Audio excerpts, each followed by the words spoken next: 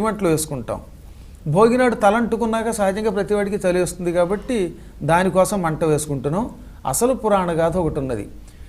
మహిషాసురుడి వంశంలో పూర్వం రురువు అని పేరు కలిగిన ఒక రాక్షసుడు పుట్టాడు. వాడి పేరు రురువు. ఈ రురువు బ్రహ్మదేవుణ్ణి మెప్పించి నాకు ఎవరి వల్ల చావు లేకుండా వరం ఇమ్మన్నాడు. అది కుదరదు నాయన, పుట్టాక ఎప్పుడో ఒకప్పుడు చావాలి కాబట్టి ఏదో ఒక రకంగా చచ్చేందుకోసం నువ్వు వరం కోరుకో.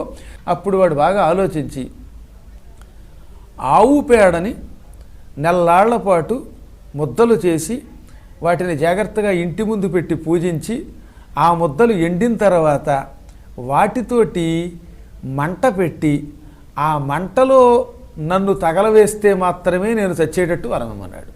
ఈ పని ఎవరు చెయ్యరని వాడి ఉద్దేశం. ఆవు పేడ నెల్లాళ్ళు ఇంటి ముందు ఎవడ పెడతాడు, ఎవడు పూజిస్తాడు, ఆ తర్వాత ఆ ముద్దలు ఎవడు ఎండబెడతాడు, ఆ ఎండబెట్టిన మంటలో తను తోస్తేనే చావాలి అంటే